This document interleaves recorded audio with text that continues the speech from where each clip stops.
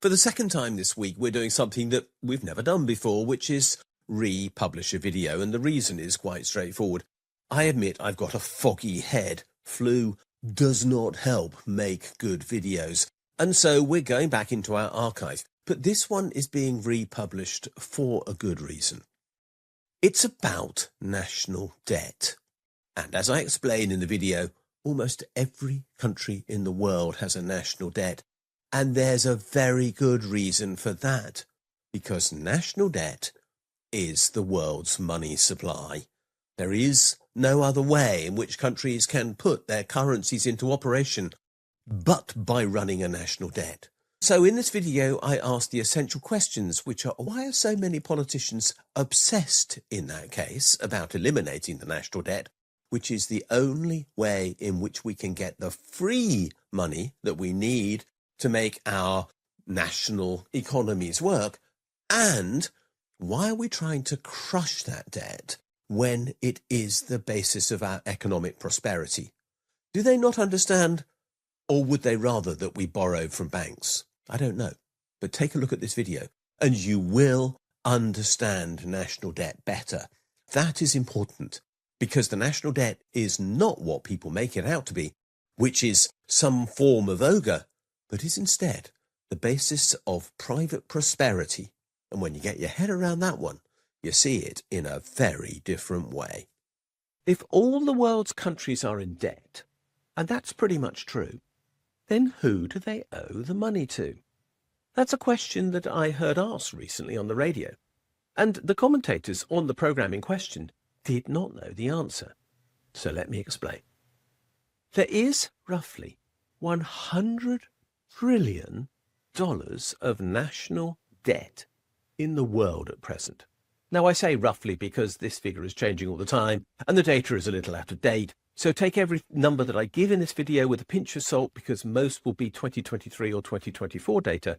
And of course, we're now in 2025. But, give or take, the USA is the world's biggest debtor by a long way. It had total debt in 2023, 32.9 trillion, but which we now know is heading for something like 36 trillion. So roughly 1/3 of all the national debt in the world is owed by the USA. I've made other videos on this subject, pointing out that actually the world can't survive without the USA owing that debt, because the money in question is the dollar, of course, and that is the world's reserve currency. And so, is that debt really debt? It's a good question, but it still leaves well over 60 trillion of other debt in the world. China is the next biggest debtor. It owes over $15 trillion. Japan owes around $11 trillion. In comparison, the UK comes in a very low fourth at only a bit over $3 trillion, roughly the same as France, a bit ahead of Italy, somewhat above India, above Germany, and then Canada and Brazil, and those countries between them make up the top 10 at present. There are, however, a vast number of other countries with debt. In fact, almost every country in the world except its 10 or so failed states have got data that show that they are in debt. Being in debt is something that countries do as a matter of course, which is quite interesting in its own right, because why then do we obsess about the fact that national debt is such a bad thing when every country is in debt? Well, of course, the answer is very simple and it's very straightforward. The national debt of a country represents the currency that it has effectively put into circulation in its jurisdiction, in its own domain, in its own legal tender, in a way that is essential if its local economy is to work. And therefore, national debt is nothing more than the world money supply. But who owns this supposed debt? That's the question that was asked, and that's the question that needs answering. So I've had a look at this, and I'm quite surprised to find the answers. First of all, I expected a very high part of that national debt to be owned by other countries. So, for example, in the case of the USA, I expected to find that a significant proportion of the total value of US national debt would be owned by the central banks of other countries. But in fact, only 1/8 of the national debt, a bit over $4 trillion in the case of the USA, is actually owned by foreign governments, it would seem. The rest is in private circulation. In the case of the UK, the figure in question appears to be 1/6 of our total national debt is owned by foreign governments. In the case of France, it's a bit higher than that. The situation is confused there by the existence of the European Central Bank, but the figure might be creeping a bit above 20%, and that also appears to be the case in Germany. In Japan, one of the biggest debtor nations in the world, there is almost no overseas ownership of the debt, because whilst its debt is massive in proportion to the country's gross domestic product, at well over 200%, which puts it completely out of proportion with any other developed economy, almost all of it is domestically owned, either by the Japanese national government itself or by private individuals. The point is very simple, though, and it is quite straightforward. There is a massive amount of debt which is in private ownership. Give or take, more than 80% of the world's debt is likely to be owned privately. And if that's the case, who are these private owners? Well, you might be one of them. I probably am as well. And the reason why is you probably have a pension arrangement of some sort, as do I.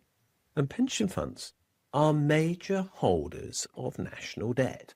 In the UK, a bit under 30% of all the UK's national debt is owned by pension companies and life assurance companies. They need it to fund their operations because the UK government is the only person in the UK who is guaranteed to never go bust and who will always pay their debts in the pounds that the government alone can create. And therefore, pension companies who make very long-term promises to people like me, who might live a long time on the pension that they've earned, need that assurance to guarantee that they can fulfill the promise that they've made. And this is true right around the world.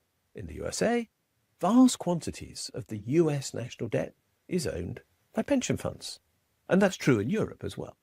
So the point is that this money, this national debt about which the world obsesses as if it's a great burden, is in fact the bedrock of the private sector finance industry. You would never imagine this from what is said, but there's something even more important than that. Because if it is the bedrock of the private sector finance industry, then it's also the foundation of the private wealth which that industry manages. And the vast majority of the private wealth that is managed by the private sector finance industry is owned by a few percent of the world's population. We know that the ownership of wealth around the world as a whole is massively skewed. If there are 8 billion people in the world, maybe 80 million of them might own a significant proportion of the wealth. In other words, there are 1% of the world's population with ownership of most of the world's assets.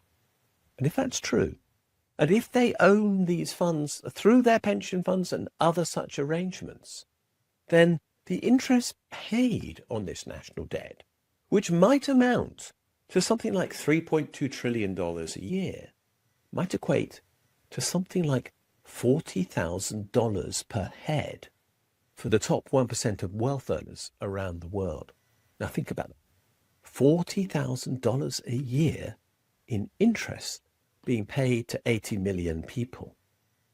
But the other 99% between them have average income of only $13,500 a year.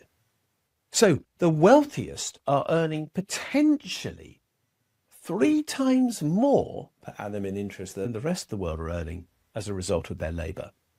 Now, these figures are simplistic, they are extrapolated, and they're bound to be wrong to some degree. I make that very clear.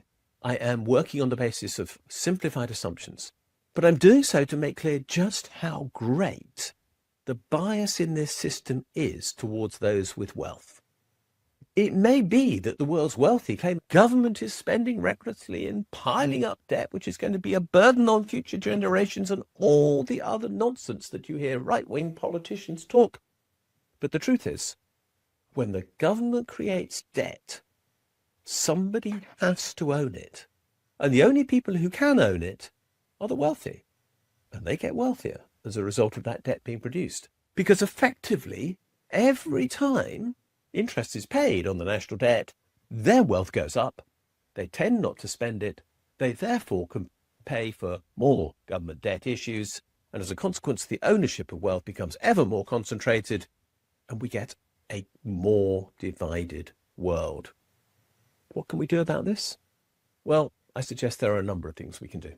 First of all, there needs to be a concerted effort the world over to reduce the interest rate on national debt. It is too high. Secondly, around the world, we need concerted efforts to make sure that unearned income, which is, of course, what interest is, taxed more fairly. At present, it tends to be taxed less than earnings from work is, and that is absurd. It should be taxed more, because quite clearly, it's unfair to tax unearned income at a lower rate than earned income. And thirdly, around the world, we need more progressive tax systems. Why? Because we need to recover more of this money from the wealthy to make sure that governments are not burdened by this cost to the point where they cannot provide the services that people in their countries need. That's a simple, straightforward fact. But the ownership of this wealth also needs to be democratized.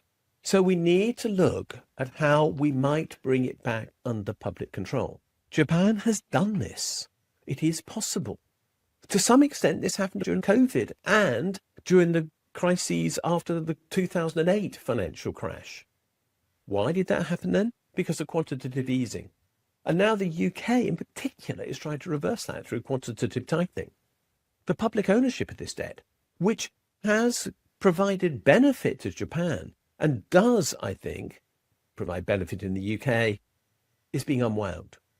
We need to bring debt under control. We need to bring the money supply under control. We need to bring the benefit of the government being able to create money into the public domain and not into the private domain, which is where it is now.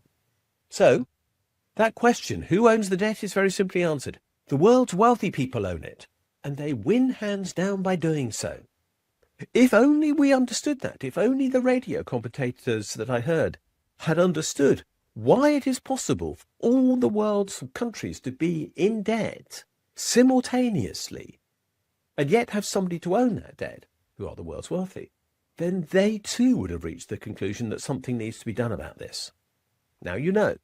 Now you know what is required. Go and talk about it.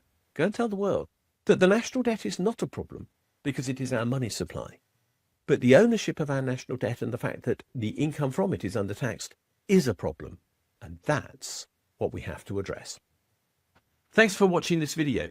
If you've enjoyed it, please do click the like and subscribe buttons because they do genuinely help us spread the word on YouTube. As importantly, could you have a look at the section below this video where it says more? And there you'll find a link to my blog. And if you follow that for the specific link to the blog entry related to this video, you'll find a transcript of this video and lots of other related material, plus a ChatGPT prompt that you could use to write a letter to your MP on the contents of this video, which will turn you into a campaigner, which will be a great thing to do. Finally, if you do appreciate the work we're doing, can you think about giving us a donation? If you'd like to do so, there's a link below, or you can find one on my blog where there's a Ko-fi button saying, please buy me a coffee. Thanks a lot, and we'll see you again soon.